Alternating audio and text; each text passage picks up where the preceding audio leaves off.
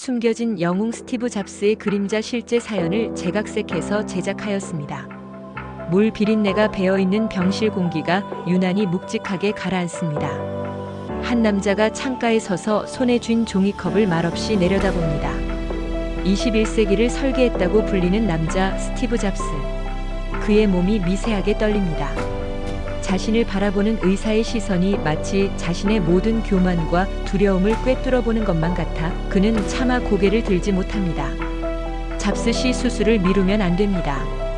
의사의 나지막하지만 단호한 그 말이 마치 사형 선고처럼 병실의 정적을 깨고 그의 귓가에 울려 퍼집니다. 안녕하세요. 사연을 읽어드리는 오오입니다. 오늘 우리가 함께 들어갈 이야기는 세상 모든 것을 자기 손으로 통제하려 했던 한 천재가 자신의 생명 앞에서는 어떤 선택을 했는지, 그리고 그가 평생 숨겨왔던 진짜 능력은 무엇이었는지에 대한 고백입니다. 지금부터 그의 목소리로 직접 들어보시겠습니다. 무너지는 몸, 무너지지 않는 고집. 저는 스티브 잡스입니다. 물비린내와 소독약 냄새가 뒤섞인 이 병실 공기는 오늘따라 더 제 목을 조여오는 것 같았습니다. 제 손에는 의사가 억지로 쥐어준 과일 주스 한 잔이 들려 있었죠. 하지만 마실 수가 없었습니다. 제 몸이 마치 고장난 기계처럼 잔잔히 떨리고 있었거든요. 저를 바라보는 의사의 눈빛 때문이었습니다. 그의 시선은 단순한 걱정이 아니었어요. 제 오만함과 어리석음을 전부 다 알고 있다는 듯한 그런 깊고 서늘한 눈빛이었죠. 잡스 씨 수술을 미루면 안 됩니다. 그 말이 공기 중에 무겁게 떠다니다가 제 어깨 위로 내려앉는 것 같았습니다. 저는 아무 대답도 하지 않은 채 천천히 창가로 고개를 돌렸습니다. 유리창 너머로 캘리포니아의 눈부신 아침 햇살이 쏟아져 들어오고 있었죠. 바깥 세상은 저렇게 변함없이 밝고 따뜻한데 어째서 제 안에서는 모든 것이 이토록 소리 없이 무너져 내리고 있는 걸까요? 하지만 저는 그 무너지는 소리를 누구에게도 들키고 싶지 않았습니다. 하지만 내 몸이다. 다른 사람 손에 맡길 순 없어. 내가 내 손으로 이 세상을 만들어 왔듯이 내 몸뚱이 하나도 내 방식대로 지켜내야만 해. 수술이라는 건 제 몸의 통제권을 남에게 넘기는 행위였어요. 제겐 그것이 죽음보다 더 두려운 일이었습니다. 저는 평생을 제 손으로 모든 것을 통제하며 살아왔으니까요. 아버지의 낡은 라디오. 의사의 말이 귓가를 맴도는 동안 제 기억은 아득한 과거로 향했습니다. 기름 냄새가 배어있던 아버지의 낡은 차고, 그리고 그곳에서 낡은 라디오를 분해하고 조립하시던 아버지의 투박한 손이 떠올랐죠. 아버지는 제게 부품 하나하나를 보여주시며 이렇게 말씀하셨습니다. 스티브, 잘 들어라. 기계든 사람이든 남한테 맡기면 결국 망가지게 되어 있어. 중요한 건 반드시 내 손으로 직접 해야 하는 거다. 그게 세상을 살아가는 방법이야. 그날 아버지의 그 한마디가 제 삶의 설계도가 되었습니다.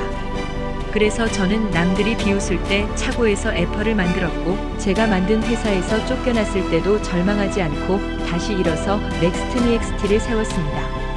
그리고 모두가 불가능하다고 손가락질하던 아이폰이라는 혁신을 기어코 제 손으로 밀어붙여 세상에 내놓았죠. 내 손으로 직접 하라.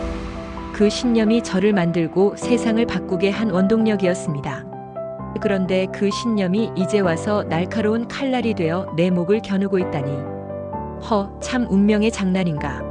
저는 씁쓸한 미소를 지었습니다. 저를 성공으로 이끌었던 가장 강력한 무기가 이제는 제 생명을 갉아먹는 가장 치명적인 독이 되어 돌아온 겁니다. 그리고 그 독은 지금 제 앞에 서 있는 저 의사의 입을 통해 다시 한번 저를 향해 뿜어져 나오고 있었습니다. 암세포에게 밥을 주는 남자. 제 앞에 선 의사 이낙준. 그는 한국계 미국인으로 이 병원에서 가장 고집이 센 의사로 통했죠. 제 고집도 만만치 않으니 우리는 어쩌면 최악의 상극이었을 겁니다. 그가 저를 빤히 바라보며 말했습니다. 그 눈빛에는 답답함과 안타까움이 뒤섞여 묻어 있었어요. 이거 과일 주스만 드시는 거 제가 절대 안 된다고 말씀드렸지 않습니까? 허허, 의사 양반.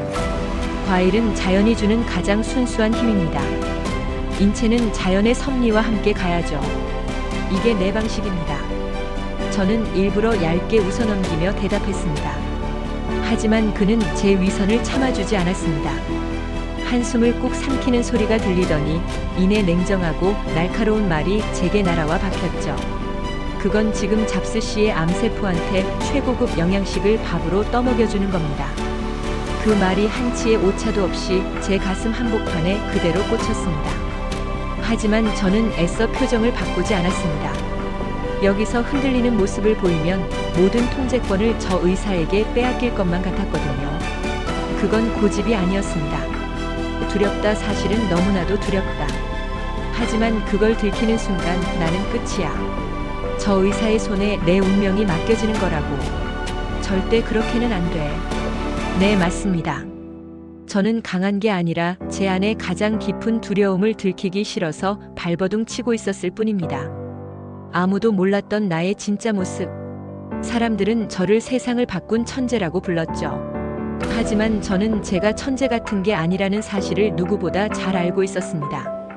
아이폰 프레젠테이션을 앞두고 무대 뒤에서 밤새도록 홀로 울었던 날들, 쫓겨난 회사 앞에서 모든 것이 끝났다고 느꼈던 그 절망의 순간들, 뒤집힌 책상만큼이나 제 속도 엉망으로 뒤집혔던 수많은 밤들을 사람들은 알지 못합니다. 그리고 그 누구에게도 말하지 않은 또 하나의 과거가 제게는 있었습니다. 제가 아직 20대였을 때 애플에서 쫓겨나 실패한 창업가라는 낙인이 찍혔던 시절의 이야기죠. 저는 스티브 잡스라는 이름 대신 남의 회사를 살려주는 그림자 해결사로 암암리에 활동했습니다. 남들이 모두 포기한 기술 개발팀에 몰래 들어가 하룻밤 만에 문제의 핵심을 찾아내 프로젝트를 살려내기도 했고, 부도 직전에 낡은 공장을 찾아가 생산 라인의 단 한 가지 문제점을 지적해 공장을 재건시킨 적도 있었습니다. 수천 명의 직원이 길거리로 나앉을 위기에 처한 회사의 이사회에 익명으로 참석해 단 한 줄의 아이디어로 회사를 다시 일으켜 세운 적도 있었죠. 그 누구도 몰랐다. 그게 스티브 잡스가 아닌 진짜 나였다는 걸. 세상이 불가능이라 선언한 절망 앞에서 기어코 가능성을 찾아내 판을 뒤집는 것. 그게 세상에서 내가 제일 자신 있는 일이었는데. 네, 맞습니다. 그것이 바로 저의 숨겨진 무기이자 진짜 능력이었습니다. 마지막 기회, 마지막 선택. 다시 현재의 병실. 의사 이낙준이 제게 한 걸음 더 다가섰습니다. 그의 목소리가 이전보다 더 절박하게 그리고 미세하게 떨리고 있었습니다. 마치 지금이 정말 마지막 기회라고 외치는 듯 했죠. 잡스 씨, 수술해야 합니다. 제발요. 그래야 살아남을 수 있습니다. 그의 목소리에는 의사로서의 사명감을 넘어선 한 인간으로서의 간절함이 담겨 있었습니다. 하지만 저는 그 말을 듣고도 대답 대신 손에 쥔 종이컵을 들어 올렸습니다. 제 손의 떨림 때문에 주스 표면이 불안하게 일렁였죠. 병실 천장의 스팟 조명 아래 반짝이는 그 작은 파문이 마치 바람 앞의 촛불처럼 위태롭게 흔들리는 제 생명 같았습니다. 저는 그 떨림을 들키지 않으려 조용히 중얼거렸습니다. 살아남는 건 제가 선택하는 겁니다, 의사 양반. 말끝에 섞인 미세한 떨림을 감추기 위해 저는 주스를 한 모금 입에 머금었습니다. 그 차가운 액체가 제 목을 타고 넘어가는 순간 제 안의 모든 것을 증명하고 싶었습니다. 봐라. 나는 아직 죽지 않았다. 내 방식이 틀리지 않았다는 걸 내가 직접 증명해 보이겠다. 당신들의 방식대로는 절대 가지 않아. 통증, 그리고 무너지지 않는 표정. 하지만 바로 그 순간이었습니다. 제가 모든 것을 통제할 수 있다고 믿었던 바로 그 순간, 제 몸이 끔찍한 비명을 지르며 반란을 일으켰습니다. 췌장이 있는 왼쪽 복부 깊숙한 곳에서 마치 시뻘겋게 달군 송곳이 안에서부터 제 살을 후벼 파는 듯한 그런 찢어지는 통증이 온몸을 관통했습니다. 하는 소리를 참아내느라 턱 근육이 터질 듯이 딱딱하게 굳었고, 저도 모르게 몸이 살짝 앞으로 꺾였습니다. 식은 땀이 등줄기를 타고 흘러내렸죠. 그 모습을 놓칠 리 없는 의사가 제게 다급하게 외쳤습니다. 커보십시오. 제가 이래서 단식이나 과일 주스 요법이 위험하다고 말씀드린 겁니다. 지금 몸이 버티지를 못하고 있지 않습니까? 당장 응급 처치를. 그는 당장이라도 저를 침대에 눕힐 기세였습니다. 저는 아무 말도 하지 않았습니다. 대신 이를 악물고 흐트러진 숨을 가다듬었습니다. 그리고는 천천히, 아주 천천히 꺾였던 허리를 펴고 다시 고개를 들었죠. 제 눈에 무엇이 담겨 있었을까요? 아마 지독한 고통과 그보다 더 지독한 옥이었을 겁니다. 내 방식으로 끝까지 가보겠습니다. 그 한마디 말 속에 저조차도 인정하기 싫었던 깊은 두려움과 지독한 고집, 그리고 어쩌면 이미 늦었을지도 모른다는 회한과 미련, 그 모든 것이 뒤엉켜 있었습니다. 꺼내지 못한 단 하나의 능력. 그때의 저는 정말 몰랐습니다. 제 삶을 구할 수 있었던 단 하나의 진짜 능력을 제가 가지고 있었다는 사실조차 잊고 있었다는 것을요. 세상이 무너져도 다시 재건하던 그 그림자 해결사의 능력. 남들이 포기한 문제 속에서 기어코 해답을 찾아내던 그 지독한 문제. 해결 능력을 정작 제 몸뚱이라는 가장 중요한 문제 앞에서는 끝내 꺼내지 못했다는 것을 말입니다. 아이폰이라는 불가능한 제품을 현실로 만들었던 그 무서운 집념과 창의력을 꺼져가는 제 생명의 불씨를 살리는 데에는 단 한 번도 제대로 사용하지 못했다는 그 기막힌 사실을요. 왜 그랬을까? 왜 내 몸을 남의 문제처럼 분석하고 해결하려 하지 않았을까? 왜 그 능력만은 쓰지 못했을까? 이제 와서야 알겠습니다. 제 가장 큰 적은 암세포가 아니었습니다. 바로 저 자신이었습니다. 그리고 그 어리석고도 치명적인 선택이 결국 제 삶의 시계를 56살에서 영원히 멈추게 할 줄은 그때의 저는 정말 꿈에도 몰랐던 겁니다. 숨겨진 영웅 스티브 잡스의 그림자. 병실 복도에 급한 발소리가 울려 퍼집니다. 한 중년 남성이 숨을 헐떡이며 문 앞에 멈춰 섭니다. 그의 손에는 20년 된 낡은 사진 한 장이 쥐어져 있습니다. 사진 속엔 젊은 시절의 스티브 잡스가 누군가의 어깨에 손을 올리고 있는 모습이 담겨 있죠. 그는 떨리는 손으로 문을 두드립니다. 병실 안 창가에 기댄 채 멍하니 앉아있던 잡스가 천천히 고개를 돌립니다. 잡스, 당신을 찾는데 20년이 걸렸소.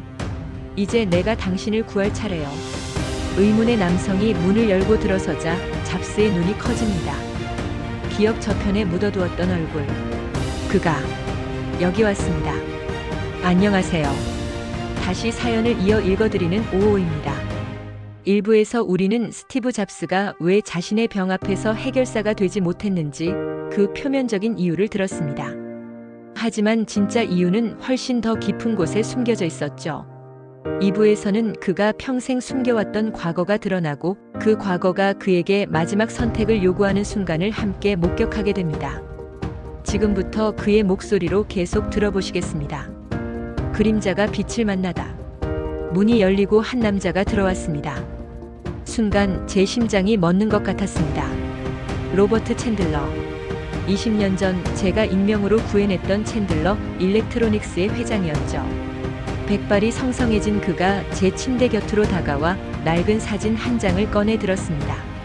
사진 속엔 한창 때의 제가 그의 어깨에 손을 올리고 있었습니다. 당시 저는 선글라스를 끼고 있었죠. 정체를 숨기기 위해서였습니다. 로버트 챈들러 잡스, 당신을 찾는데 20년이 걸렸소. 당신이 그때 우리 회사를 구하지 않았다면 지금 우리 직원 3,000명은 전부 거리로 나앉았을 거요. 그의 목소리가 떨렸습니다. 저는 아무 말도 할 수 없었습니다. 그때의 기억이 파도처럼 밀려왔거든요. 이 사람 아직도 날 기억하고 있었구나. 20년이나 지났는데. 그가 제 손을 꼭 잡았습니다. 그 손은 거칠었지만 따뜻했습니다. 로버트 챈들러 의사 선생님한테 다 들었소. 당신이 수술을 거부하고 있다고. 대체 왜 그러는 거요? 당신은 우리 회사가 불가능한 상황에서도 답을 찾아냈잖소. 왜 당신 자신의 문제는 풀지 않는 거요? 그의 질문이 비수처럼 꽂혔습니다. 저는 고개를 돌렸습니다. 대답할 수가 없었어요. 아니, 대답하고 싶지 않았습니다. 의사 이낙준. 문 앞에서 챈들러 회장님 말씀이 맞습니다. 잡스 씨, 당신은 남의 회사 문제는 하룻밤 만에 풀면서 왜 당신 몸이라는 문제 앞에서는 도망치십니까? 도망친다, 그 말이 제 가슴을 후벼 팠습니다. 도망? 내가? 아니야. 나는 도망치는 게 아니야. 난 그냥. 하지만 저 자신도 그 뒤의 말을 이어갈 수 없었습니다. 왜냐하면 그들의 말이 맞았으니까요. 저는 도망치고 있었던 겁니다. 제 자신으로부터 1997년 겨울 그림자 해결사의 전설. 로버트 챈들러가 천천히 입을 열었습니다. 그는 제게 묻지 않고 옆에 서 있던 의사에게 그때의 이야기를 들려주기 시작했습니다. 마치 제게 다시 상기시키려는 듯이 말이죠. 로버트 챈들러, 1997년 겨울이었어. 우리 회사는 완전히 끝장난 상태였지. 신제품 개발은 3년째 실패, 은행은 대출을 끊었고 노조는 파업 직전이었어. 이사회에서는 회사를 매각하자는 이야기까지 나왔지. 저는 눈을 감았습니다. 그때의 그 차갑고 절망적인 겨울밤이 떠올랐습니다. 1997년 12월 23일 밤 11시. 저는 선글라스를 낀 채 챈들러 일렉트로닉스 본사 회의실에 들어섰습니다. 아무도 제가 스티브 잡스라는 걸 몰랐죠. 저는 그저 컨설턴트 미스터 섀도로만 소개되었습니다. 회의실엔 지친 임원들이 앉아 있었고 칠판에는 복잡한 문제들이 빼곡히 적혀 있었습니다. 문제의 핵심은 단 하나입니다. 당신들은 고객이 원하는 게 뭔지 모르고 있어요. 모두가 어리둥절한 표정으로 저를 바라봤습니다. 저는 칠판을 싹 지우고 단 한 줄을 그었습니다. 기술이 아니라 경험을 팔아야 합니다. 당신들 제품은 기능은 많은데 아무도 사용법을 모르잖아요. 단순화하세요. 버릴 걸 버려야 합니다. 그날 밤 저는 그들에게 완전히 새로운 제품 설계도를 그려줬습니다. 3년간 해결 못했던 문제를 단 4시간 만에 풀었죠. 다음 해봄 챈들러 일렉트로닉스는 새 제품으로 시장을 장악했고 3,000명의 직원이 일자리를 지킬 수 있었습니다. 로버트 챈들러 눈물을 글썽이며 당신은 그날 밤 우리 가족들을 구했어. 3,000 가정의 밥상을 지켜준 거요. 그런데 왜 당신 자신은 구하지 않는 거요? 그의 목소리가 떨렸습니다. 저는 여전히 대답할 수 없었습니다. 왜일까? 정말 왜일까? 남의 문제는 그렇게 명쾌하게 보이는데 내 문제만은 안개속 같아. 아니, 어쩌면 보기 싫은 건지도 몰라. 완벽주의자의 가장 깊은 두려움. 의사 이낙준이 제 침대 옆 의자에 앉았습니다. 그는 평소와 달리 부드러운 목소리로 말했습니다. 의사 이낙준 잡스 씨, 제가 하나 여쭤봐도 될까요? 당신은 왜 수술이 두려운 겁니까? 통증이 두렵습니까? 아니면... 그가 말을 멈추고 제 눈을 똑바로 바라봤습니다. 의사 이낙준 실패가 두려운 겁니까? 그 순간 제 온몸이 얼어붙었습니다. 그가 제 가장 깊은 곳을 정확히 찔렀거든요. 저는 떨리는 목소리로 대답했습니다. 스티브 잡스 의사 양반, 당신은 모를 거요. 완벽주의자가 실패한다는 게 무슨 의미인지. 제 목소리가 갈라졌습니다. 20년, 30년간 숨겨왔던 진실이 입 밖으로 새어나오고 있었습니다. 스티브 잡스 남의 회사를 살릴 때는 실패해도 괜찮았어요. 그건 제 인생이 아니니까. 최선을 다했는데도 안 되면 어쩔 수 없었다고 할 수 있죠. 하지만 내 몸은 이건 나 자체예요. 말을 이어가기가 힘들었습니다. 숨이 막혔죠. 스티브 잡스 떨리는 목소리로, 만약 제가 수술을 받고 최선을 다하고 의사 말을 다 따랐는데도 죽는다면요? 그건 세상에 증명하는 거잖아요. 스티브 잡스도 결국 평범한 인간이었다는 걸. 아무것도 통제할 수 없는 무력한 존재였다는 걸. 심장박동 소리. 그게 제일 무서워. 최선을 다했는데도 실패하는 거. 그럼 내 평생이 뭐가 되는 거야? 내가 만든 모든 게 결국 아무 의미도 없었다는 걸 인정하는 거잖아. 방안이 숙연해졌습니다. 로버트 챈들러가 고개를 떨구었고 의사는 깊은 한숨을 내쉬었습니다. 아내의 눈물, 아이들의 기다림. 바로 그때 병실 문이 조용히 열렸습니다. 제 아내 로렌 파월 잡스가 들어왔습니다. 그녀의 눈은 빨갛게 부어 있었죠. 그 뒤로 우리 아이들이 복도에서 조심스럽게 안을 들여다보고 있었습니다. 로렌이 제 손을 잡았습니다. 그녀의 손은 차가웠습니다. 로렌 파월 잡스 떨리는 목소리로, 여보, 당신 지금 무슨 생각을 하는 거예요? 저는 그녀를 차마 쳐다볼 수가 없었습니다. 로렌 파월 잡스, 당신은 세상을 바꿨어요. 아이폰을 만들었고 수백만 명의 삶을 바꿨죠. 하지만 우리 아이들에게 당신은 그냥 아빠예요. 그냥 집에 돌아와서 같이 저녁 먹고 숙제 봐주고 주말에 공원 가는 그런 아빠라고요. 그녀의 목소리가 점점 높아졌습니다. 로렌 파월 잡스 울먹이며 세상이 당신을 천재라고 부르든 말든 우리에겐 상관없어요. 그냥 우리 곁에 있어줘요. 살아만 있어줘요. 제발. 그녀가 제 손을 꽉 쥐었습니다. 그 순간 복도에서 딸아이의 목소리가 들렸습니다. 딸 복도에서 작은 목소리로 엄마 아빠 언제 집에 와요? 아빠랑 약속했는데. 같이 그림 그리기로 했는데. 그 말이 제 가슴을 찢었습니다. 제 눈가가 뜨거워졌습니다. 내가 뭘 하고 있는 거지? 세상을 바꾸겠다고, 완벽하겠다고, 통제하겠다고 정작 가장 소중한 것들은 놓치고 있었잖아. 로렌이 제 뺨에 손을 대었습니다. 로렌 파월 잡스 속삭이듯 여보, 완벽할 필요 없어요. 당신이 실패해도 괜찮아요. 중요한 건 당신이 시도했느냐는 거예요. 우리와 함께 살아보려고 애썼느냐는 거라고요. 거울 속의 진짜 저. 그날 밤 모두가 돌아가고 혼자 남았습니다. 저는 침대에서 일어나 화장실 거울 앞에 섰습니다. 거울 속에 비친 제 모습은 처참했습니다. 창백한 얼굴, 움푹 꺼진 눈, 앙상한 몸. 이게 한때 세상을 호령하던 스티브 잡스의 모습이라니. 이 꼴을 세상에 보이기 싫었어. 완벽했던 스티브 잡스가 이렇게 무너지는 모습을 누가 보고 싶어 하겠어. 저는 거울을 주먹으로 쳤습니다. 거울에 금이 갔습니다. 갈라진 거울 속에 제 얼굴이 여러 조각으로 쪼개져 보였죠. 그 순간 깨달았습니다. 내 진짜 적은 암세포가 아니었어. 바로 나 자신이었어. 실패를 인정하지 못하는 이 교만함, 약함을 들키기 싫어하는 이 허영심, 이게 날 죽이고 있었던 거야. 저는 바닥에 주저앉았습니다. 정말 처음으로 제 안의 두려움을 똑바로 마주했습니다. 스티브 잡스 혼잣말, 떨리는 목소리로 무섭다, 정말 무섭다. 최선을 다했는데도 안 되면 어떡하지? 사람들이 실망하면 어떡하지?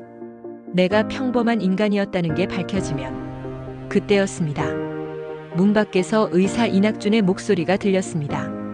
의사 이낙준, 문 밖에서 잡스 씨 들리십니까? 제가 하나만 말씀드려도 될까요? 저는 대답하지 않았습니다. 그가 계속 말했습니다. 의사 이낙준, 당신이 두려워하는 건 실패가 아닙니다. 당신이 진짜 두려워하는 건 당신도 우리와 같은 평범한 인간이라는 사실을 인정하는 거죠. 하지만 잡스 씨, 그게 뭐가 잘못됐습니까? 인간이면 어때요? 인간이라서 가족을 사랑하고 아파하고 때론 실패하는 거 아닙니까? 그의 말이 갈라진 거울처럼 제 마음에 스며들었습니다. 마지막 선택의 순간.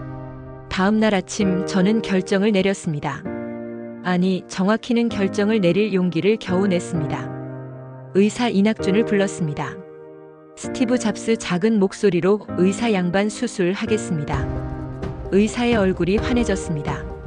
하지만 곧 진지한 표정으로 돌아왔죠. 의사 이낙준, 하지만 잡스 씨, 솔직히 말씀드려야겠습니다. 이미 많이 늦었습니다. 9개월 전에 했어야 할 수술이에요. 지금은 성공 확률이 높지 않습니다. 그 말을 듣는 순간 예전의 저였다면 다시 거부했을 겁니다. 확률이 낮다면 할 필요가 없다고 말이죠.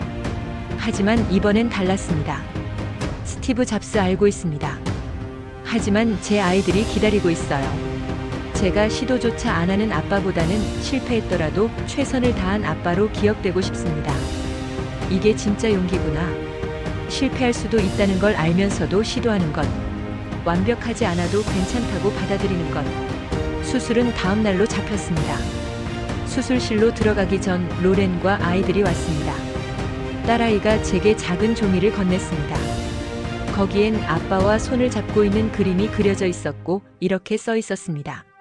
아빠, 빨리 나와서 같이 그림 그려요. 아빠는 내 영웅이에요. 그 순간 깨달았습니다.